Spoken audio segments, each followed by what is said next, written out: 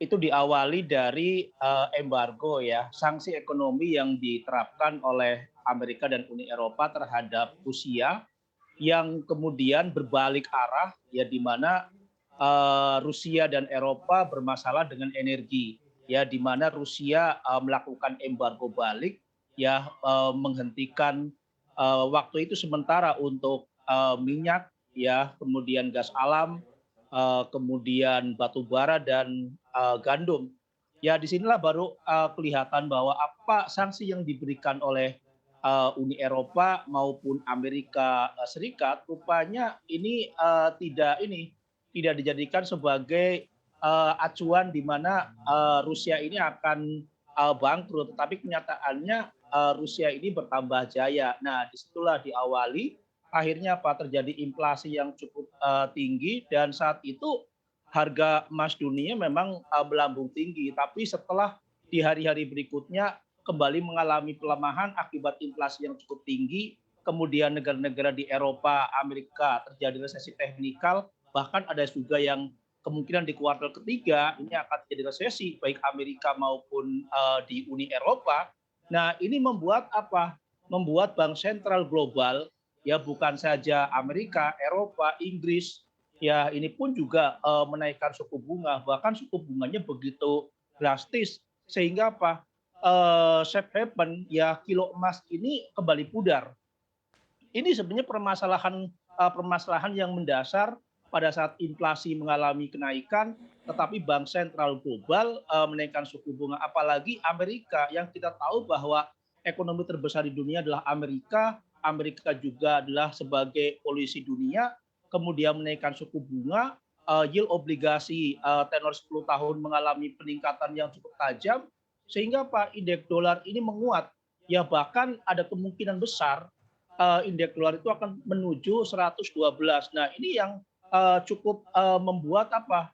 Membuat logam mulia ya atau emas dunia ini kembali lagi terjerambab. Bahkan dari mulai saya mungkin live Zoom juga dengan ini dengan CNBC Indonesia, saya sudah mengatakan bahwa waktu itu harga emas ini akan mengalami kenaikan ya di 1.800 karena para spekulan ini sudah cukup khawatir sehingga apa dilakukanlah harga naik tinggi pada saat di harga tertinggi para spekulan langsung mengambil posisi jual dan apa yang terjadi sampai saat ini memang terjadi dan ada kemungkinan besar di tanggal 2021 ya pada saat Bank Sentral Amerika mengumumkan tentang kenaikan suku bunga ini akan mencapai level terendahnya di 1.650-an. Nah, ini yang sebenarnya cukup menarik ya bagi para investor bahwa sampai kapan ya bahwa emas ini akan terus mengalami penurunan Ya, sampai di mana Bank Sentral Amerika tidak lagi menaikkan suku bunga. Karena mhm. kita tahu bahwa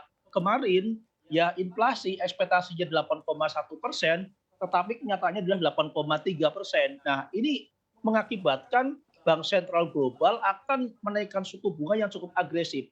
Yang tadinya range-nya adalah 50 basis poin sampai 75 basis poin, berubah menjadi 75 basis poin sampai 100 basis poin. Artinya apa? Bahwa ketakutan pasar, kalau seandainya memang benar-benar Bank Sentral Amerika dalam pertemuan di akhir bulan ini menaikkan suku bunga 75 basis poin, ini sudah cukup luar biasa. Sehingga apa? Sehingga para spekulan melakukan taking profit. Nah, di sisi lain pun juga retail yang terus mengalami Iya, kenaikan ya di Amerika ini pun juga akan mengakibatkan inflasi.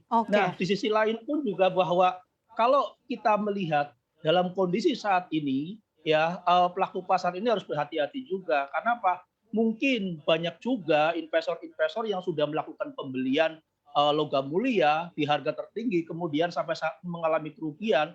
Jadi jangan khawatir karena apa? Kenaikan harga logam mulia maupun emas dunia itu akan lebih cepat dibandingkan dengan penurunan harganya. Itu Mbak Sasa. Oke, tapi artinya berarti market sudah cukup price in dengan kenaikan suku bunga acuan yang cukup agresif oleh The Fed, apalagi saat ini kan ada opsi bahkan The Fed akan menaikkan suku bunga acuan hingga 100 basis point. Apakah Anda juga melihat bahwa koreksi yang terjadi saat ini dari yang di pertengahan awal tahun mencapai $2.000 hingga saat ini di kisaran 1.600 ini adalah koreksi yang wajar atau seperti apa Anda melihatnya Pak Ibrahim? Ya, ini koreksi yang wajar ya kalau seandainya bank sentral benar-benar menaikkan suku bunga yang agresif. Karena IMF sendiri sudah mengatakan bahwa Amerika kemungkinan besar inflasinya 9%. Ya, kemudian PDB kuartal pertama 1,6% terjadi kontraksi. Kemudian kuartal kedua ya 0,9% kontraksi juga. Nah, ada kemungkinan besar di kuartal ketiga ini 0,6% ya terjadi kontraksinya. Ini mengindikasikan bahwa pemerintah Amerika dan Bank Sentral Amerika terus bekerja sama bagaimana untuk menanggulangi inflasi ini. Karena Ya. inflasi 3% tidak mungkin. Mhm. Nah, disinilah kalau seandainya Bank Sentral menaikkan suku bunga kemungkinan kemudian indeks dolar mengalami penguatan, sangat wajar kalau seandainya emas dunia ya maupun logam mulia terjerambab ke bawah itu Mbak Sasa.